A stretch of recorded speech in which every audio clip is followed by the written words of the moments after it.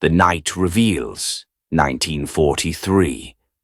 A quiet night in suburbia turns into a nightmare in this chilling episode of Suspense.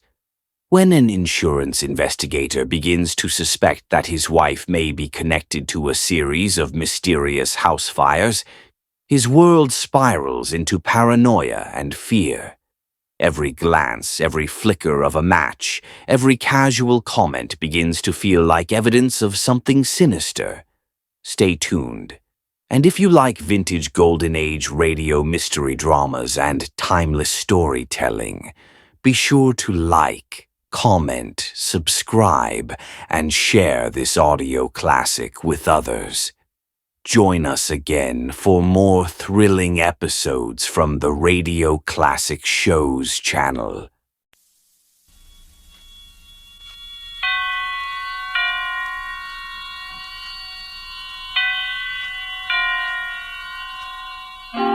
Suspense. This is the man in black here for Roma Wines to introduce this weekly half hour of Suspense. Tonight in Hollywood, our stars are Mr. Robert Young and Margot. The suspense play which stars Robert Young and Margot, and which is produced and directed by William Spear, is A Tale of Ordeal by Fire by Cornell Woolrich. And so, with The Night Reveals and with the performances of Robert Young and Margot, Roma again hopes to keep you in suspense.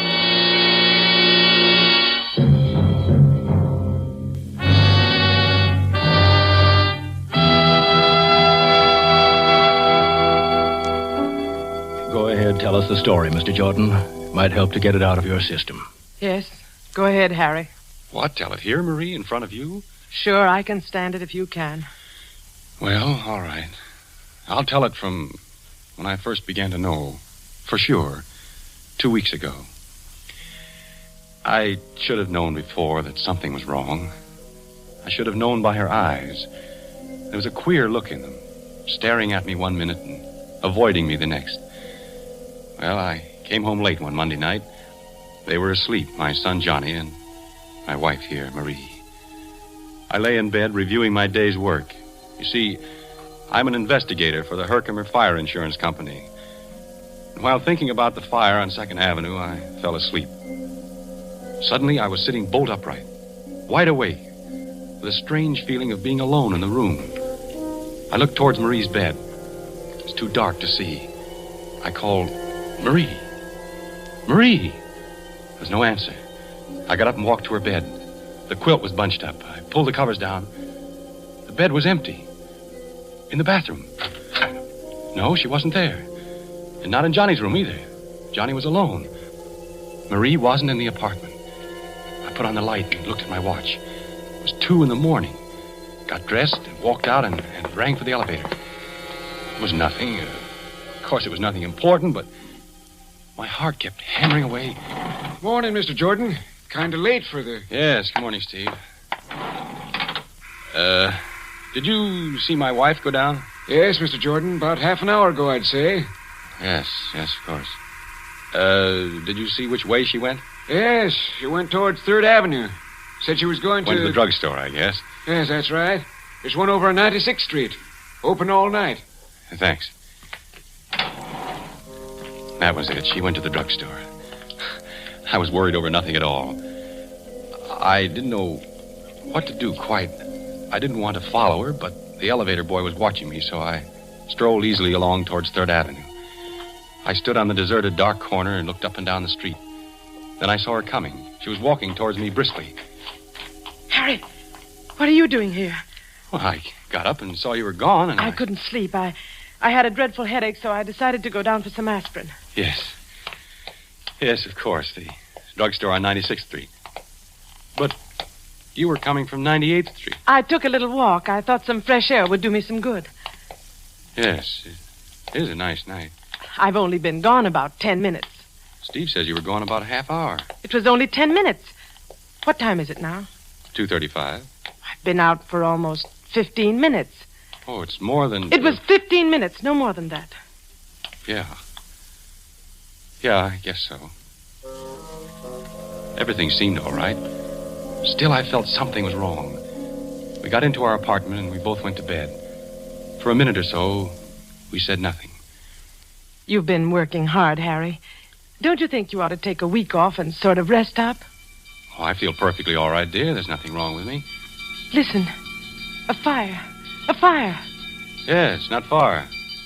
Over east a couple of blocks. By the river, I'd say. That's my district. A fire. Ah, what the... Hello. Hello, Harry. I'm sorry to wake you in the middle of the night. There's a bad one over near you between 2nd and 3rd. Maybe a total loss. Between 2nd and 3rd, Mr. Parmenter? An apartment building? Yeah, 98th Street. 340 East 98. I called you because I'd like you to go there direct first thing in the morning instead of coming to the office, okay? I'll meet you there. Okay, Mr. Parmenter. Good night. A fire? On 98th Street? Yeah. I couldn't see Marie in the dark. I knew she was staring at me. I was very tired. Good night, Marie. Good night, Harry.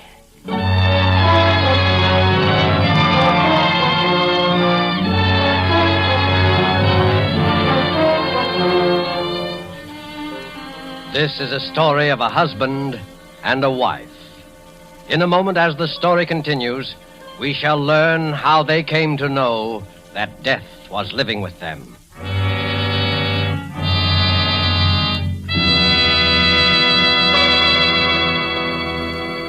Tonight, the Roma Wine Company of Fresno, California, brings you Robert Young and Margot as stars of Suspense, radio's outstanding theater of thrills. Somewhere tonight, perhaps in Havana, Cuba, a man and a girl sit at a table in a gay cafe. Music, laughter fill the big room. A tropic breeze stirs the palms on the terrace. As we watch, the young man pours wine into their glasses. They raise them in a toast to each other. Salud. Salud. Ah, an excellent wine, verdad? As pleasant to the taste as your beauty is to the eye. Do you know where this fine wine comes from? It comes from our good neighbor to the north, Los Estados Unidos, from America. His name is Roma. Yes, Roma. from our own America, from our own sunny California come Roma wines. Made in California for the enjoyment of the world. Doesn't that tell you all you need to know to make you want to choose Roma wines for your own use? Whether your particular preference is for a nut brown sherry, a delicious red claret, a full-bodied burgundy, when you choose Roma, you know you are getting the world's best wine value. For Roma wines are America's largest selling wines. Only through such tremendous popularity can Roma afford to sell so reasonably wines into which have gone all the care and wine knowledge that produce wine masterpieces. There is a Roma wine for every taste. Simply choose the one you like best. Roma wine, made in California for enjoyment throughout the world. And now it is with pleasure that we bring back to our soundstage Mr. Robert Young as Harry Jordan and Margot as Marie, his wife, in The Night Reveals, a story well calculated to keep you in suspense.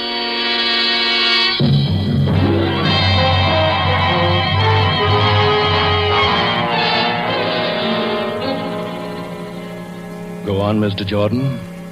Well, gentlemen, the next morning I went over to 98th Street to inspect the remains of number 340 and to see if there was evidence of anything suspicious about the origin of the fire. Mr. Parmenter was there. Well, there it is. Gutted. I guess we'll be paying off on this one, all right. Yeah, completely burned out. Anyone hurt? Well, a few, but no one dead. Lucky they just installed the new fire escapes. Just the walls left. That fire must have been quite a sight in the height of its glory. Yeah, quite a sight. Hey, those walls look pretty bad. They might collapse almost any time. And the building will have to be raised. That fire did a good job. Oh, here's the commissioner. Hello, Parmenter. Jordan. How are you, Mr. Morale? You know anything about the fire, Commissioner? No, not a thing. Well, we'll take a look. I wouldn't go in there, Jordan. Those walls are pretty I bad. can take care of myself. Maybe you better not go inside, Harry. Don't worry about me. I know fires as well as anyone. You stay outside, Mr. Parmenter. I'm going in. I walked gingerly into the blackened, ruined hallway, in ashes up to my ankles, until I reached the remains of the stairway. Underneath were several baby carriages, just twisted pieces of metal. A burned fragment of something fell nearby. Come on back, Jordan. I'm all right. I poked around the carriages, sifting through the clean, fine ashes. Something caught my eye. A glob of yellow metal. I picked it up. Then I worked my way out. Going through, isn't she? Yep. Clean through. Nothing left of her. Did you find anything, Harry? Nothing much. The fire started in the hallway, all right. Cellar's untouched. Fire works its way up. What's that in your hand? Well, that is just a piece of metal I found. Here. I just picked it up for my kid. He likes shiny things. What do you think, Commissioner? Probably one of those gadgets they have on baby carriages. No, I guess you're right. It isn't anything. But it was something. I had run my fingernail across this glob of metal. It looked like gold. I decided to examine it in detail at home.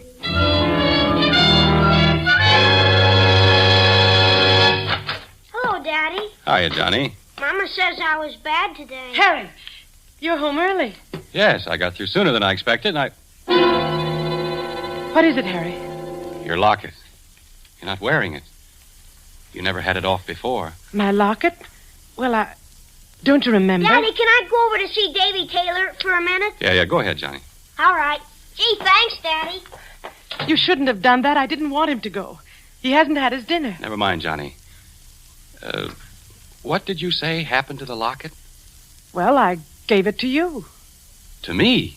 Yes, I put it in your pocket to have it fixed. The catch was loose. I don't remember. You've been very forgetful lately. Very forgetful. Maybe you thought you gave it to me. No, I put it in your pocket, Harry. I forgot to mention it to you. I wanted you to take it to the jeweler's and get the catch fixed. I just put it in your coat pocket while you were shaving. When? Yesterday? Yes. Yesterday morning. Then it should be in my pocket now. I wore this suit yesterday, too. Nothing in my pockets, Marie. Well? Marie. Yes, Harry? Is anything wrong with you? Don't you feel... With me? No, of course not. I'm all right. I'm perfectly all right. There's not a thing wrong with me. You look worried, as if you've got something on your mind. Oh, it's nothing. I've just been having a headache. Maybe you ought to see a doctor. Oh, no, it really doesn't amount to much. Well, I think I'll take another look for the locket. Which suit did you say you put it in? Your blue suit, I think. Or maybe it was the gray, though. I don't quite...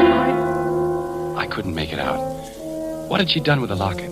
Had she pawned it? Had she given it away? Then I remembered something. I went into the bathroom and locked the door. I looked at this shapeless little glob of yellow metal. I rubbed the blackened spots away, all of it until it was gleaming. I studied it, turning it over and over. I noticed a thin crack. It was small, so I took a nail file out of the medicine chest and began to file it. I kept filing until I had enlarged the crack to the full length of the piece of gold. Then I slipped the nail file inside and pried it open. Tiny fragments of glass, and then I saw a piece of scorched paper. It was a photograph. Picture of my son, Johnny. This glob of metal was my wife's locket. I put the locket and the picture in my pocket and walked out.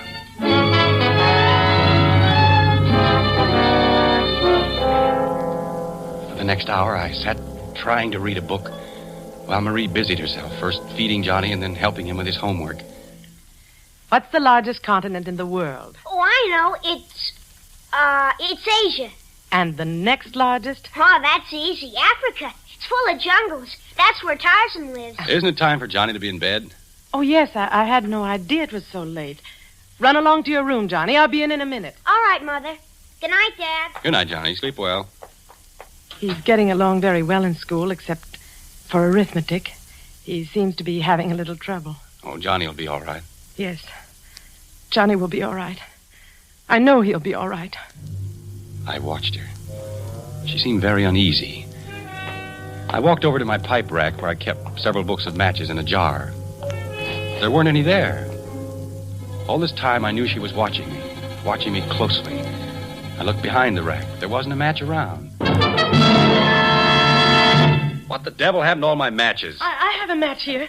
Let me light it for you. Did you take the matches out of the jar, Marie? Well, Did you? Yes, I needed them in the kitchen. Shall I light your pipe for you? No, I'll light it myself. I picked a match out of the booklet. It was a clean white match with a green head. I struck it against the side. The match sputtered up into a yellow flame, fringed on the bottom with blue. Marie stared at it until I felt the sharp bite of the flame on my thumb. Would you like a cup of tea, Harry? No, dear, I don't think so. I watched her. Her hand casually brushed along the table and picked up the matches. Marie! Oh. Leave the matches on the table. I need them. I'm rather short of matches, and the pilot light isn't working. Is this the only book of matches in the house? I'll have to get some tomorrow. Where are you going, Harry? Get a drink of water. No. I'll get it for you, Harry. Never mind, Marie. I'll get it myself. I went into the kitchen. There was a paper bag alongside the gas range. Matches. All thrown in, helter-skelter. Books of matches and safety matches, all mixed together. I walked back and sat down in my chair. She sat a few feet away, torturing a handkerchief. She looked so helpless and terrified that my anger passed away. Marie, you've been having headaches lately. Perhaps you ought to see a doctor. You haven't been looking too well. I'm just tired. It's nothing serious. Look, how would you like to go away for a few days? Take a vacation. I'll get a maid to take care of Johnny and me. It'll do you a lot of good. No, I don't need a vacation. There's nothing wrong with me, but, Harry, there is... Yes? There's nothing the matter with... You were about to say something else.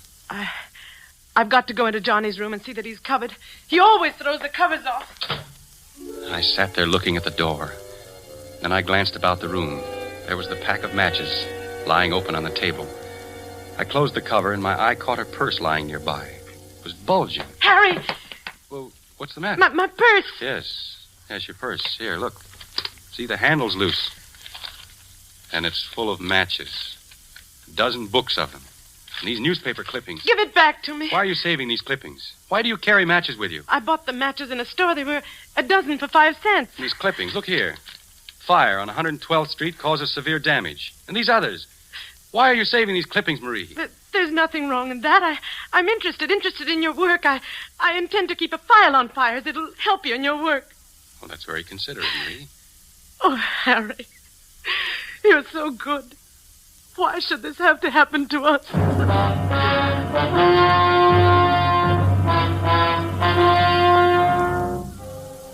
Towards midnight, I went to bed. Marie didn't follow me. I lay in the semi-darkness, wide awake, trying to think what I should do. I couldn't collect my thoughts. Every time I closed my eyes, I could see the flame of the match, yellow and blue, crawling along the matchstick. Then Marie came in with a cup of steaming liquid. Drink this, Harry. It'll help you sleep. Oh, what is it? It's cocoa. It's very good for you. I'm not the one that's having trouble falling asleep. We both couldn't sleep last night. I'm taking some of this myself as soon as I go to bed. All right, leave it on the nightstand. Be sure to drink it while it's hot. Yes, Marie, I will. Good night, darling. Good night, Marie. Cocoa. Then suddenly I knew. I looked around quickly for something to pour it in. There was the radiator pan. It was empty. I poured the cup of liquid into it. Then I lay back and waited. Waited for her next move. About a half hour later, I heard the door open softly and Marie tiptoed towards my bed. Harry. Harry. Are you asleep? I didn't answer, but breathed evenly. She hovered for a moment over me, then she tiptoed out, carefully closing the door behind her. I dashed out of bed and hurried into my clothes. Quickly, I poured the liquid from the pan into a bottle and put it into my pocket. Then I grabbed my coat and followed her. I rang for the elevator. She had only a few minutes headway. I would catch up to her easily, and then we'd have a showdown. Steve looked at me with controlled amazement. Hello, Steve. Hello, Mr. Jordan. My wife went down a moment ago, didn't she? Yes, Mr. Jordan. Just took her down. She went towards 3rd Avenue, didn't she? I think so. She sort of stopped me for a minute and then turned towards 3rd. Had to get back to the elevator because you were ringing. When I reached the corner, I looked up and down 3rd Avenue, and I saw her. She was walking north. I crossed to the other side of the street and followed her, keeping at a distance. At 98th Street, she turned east. Down the middle of the block was the remains of last night's fire. She paused in front of the gutted building for a long time, just stood there, looking at it. Then she walked inside. I waited for a few seconds and then followed her. It was pitch dark in the burnt-out hallway. Ahead of me, I could see the glow of a match. Then I saw what she was doing. She was collecting the charred debris near the baby carriages. How foolish. There wasn't anything that could burn there now. She lit another match. I watched the flame light up her face. A face so intent upon her work that she didn't hear me approach. Marie? Who's there? It's me, Harry. Harry, why did you... Come along, Marie. We'd better get out of here. The police. I took her hand, and without a word, she came along. We walked home in complete silence. We both knew. When we came to our apartment house, I stopped and rang for the elevator. In the light of the hallway, I could see her face. My wife's face. Ashy gray. Her eyes bright and painful. You run upstairs, Marie. I'll be along in a minute. Harry, where are you going? I'll be right back. Please, Harry, don't do anything. You run along, Marie. You're not going to... No, I'm only going to the drugstore to get something. I'll be back in a few minutes.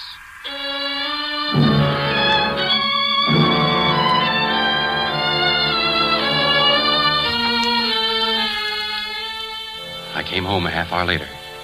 She was waiting for me. Did you do it, Harry? Harry, please tell me. I've got to know. I had the cocoa you gave me analyzed. I'm sorry. I had to do it. Don't you see? I couldn't help it. It was very easy for the druggist, especially when I told him what I thought was in it. Sodium amytal. That's the stuff that makes you sleep through an earthquake. Please try to understand, Harry. You must understand. Is the kid asleep? Yes, Johnny's all right. I was sorry for Marie. She looked so haggard and worn. It wasn't her fault. I was sorry for myself. My head was roaring. I wasn't feeling too well. Kept seeing sparks in front of my eyes. I closed my eyes for a moment. Let's go to bed, Harry. Marie, we can do something. Let's burn up every match. Every match in the house. We'll never bring another match in here. No, Harry, we can't do that. You don't want to? No, Harry, not now. See, this is the first book. It's turning black. We'll do it with every book of matches. It's no use, Harry. Strange, isn't it, that this should happen to me? Me, a fire inspector. That's funny. Give me the matches, Marie, all the matches. No, I can't do it. I won't. Give them to me. Please don't take them. I'll do anything you want, anything. Where did you hide them? Tell me, where are they? Inside the range, behind the paper bag. I dropped her hand and she sank to the floor in a huddle, weeping. Then I went into the kitchen and got all the matches. By now, my anger was cooling off. Look, Marie, look up. See? I'll light each book of matches one at a time until they're all gone up in smoke. The yellow flame licked its way down the matches. The cover caught fire and blackened. I watched her look at the flame with dazed eyes. Listen, Harry, do you hear? Just someone in the hall. Oh, it's more than someone. Something's happened. Something has happened. I'll take a look. Hey, Mr. Jordan, the house is on fire. The house is on fire. Yes, Marie, wake up Johnny. Johnny! We'll have to hurry. The flames are coming up the stairs. There's an upward draft. What's the matter, Mother? The house is on fire. We've got to get out, Johnny. Come on. It's too late to go down. We'll have to go up through the roof. Oh, I've hurt my leg. Come along, Johnny. Mother, wait for Mother. She'll come along. No, I want to wait for Mother. It's all right, Johnny. Go along with Daddy. I'll follow you. No, I won't go.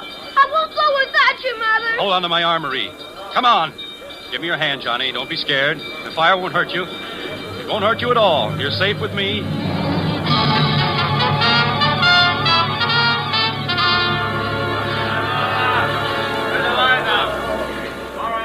We made our way upstairs, very slowly because of Marie's sprained ankle. Finally, we got to the roof. There were some firemen on the next roof. About 10 feet separated the two buildings. Don't get panicky. We'll get you off safely. Are we going to have to jump across, Daddy? Because Mother won't be able to jump. Her foot. It's all right, Johnny. Don't be scared. They're putting a board across the two roofs. We'll just walk across. All right, now. One at a time.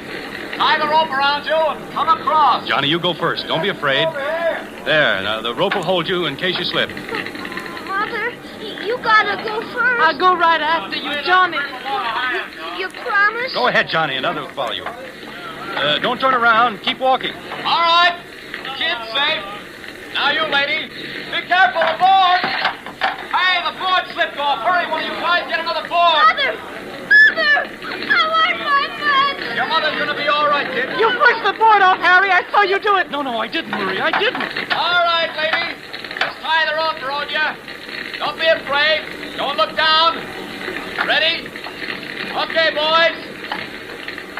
She's all right. Now you, mister. That's right. Tie the rope around you. Okay. All set? Okay.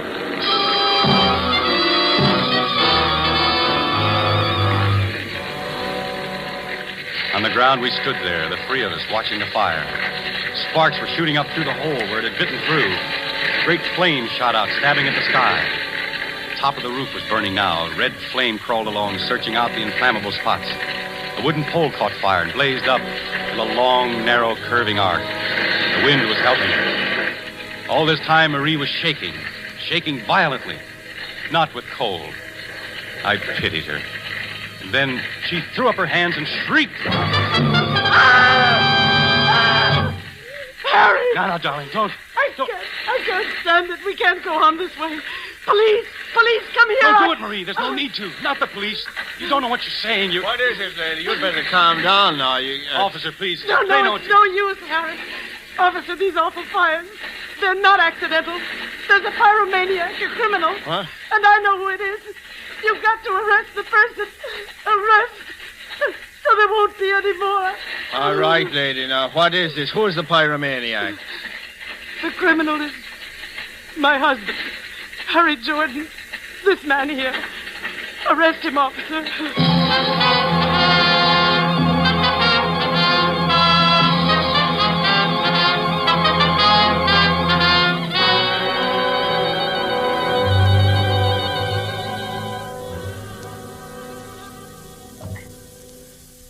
Well, that's about all there is to the story, gentlemen. Then I was brought here.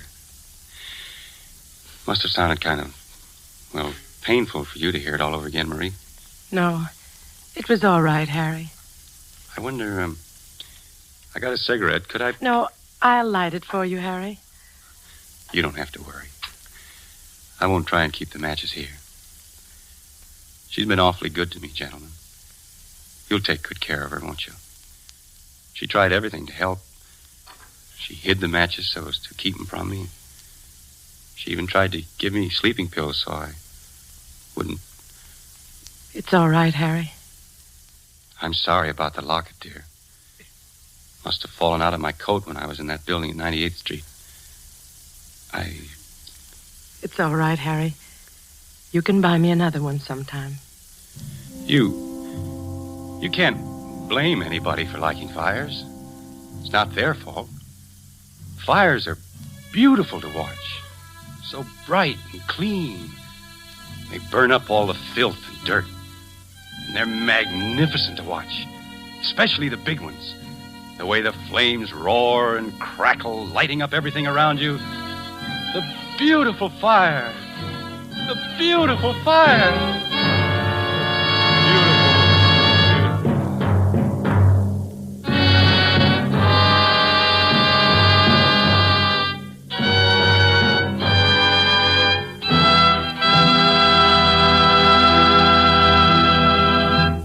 And so closes The Night Reveals, starring Mr. Robert Young and Margot. Tonight's tale of Suspense.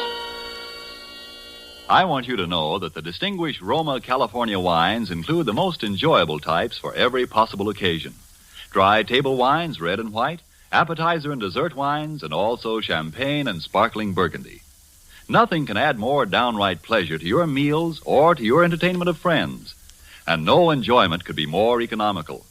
For not only are they supremely delicious, Roma wines are America's largest selling wines, and they cost only a few cents a glass. The vast quantities regularly purchased and enjoyed by wine lovers, the advantageous locations of the great Roma wineries in the favored wine districts throughout California, these things permit truly modest prices that make Roma wines the world's outstanding wine values. Roma, R-O-M-A. Roma wines are true to type. Roma wines are faithful in flavor. Roma wines are sound of character. Roma wines are reasonable in cost. Made in California for enjoyment throughout the world. This is Robert Young. It's been a great pleasure for me to appear tonight on Suspense, one of my very favorite programs. And I know you'll want to be listening next Thursday when my friend and colleague at Metro-Goldwyn-Mayer, Mr. Charles Lawton, will be your star. Don't forget then, next Thursday, same time, for Charles Lawton in Suspense. Presented by Roma Wines, R-O-M-A. Made in California for enjoyment throughout the world. This is the Columbia Broadcasting System.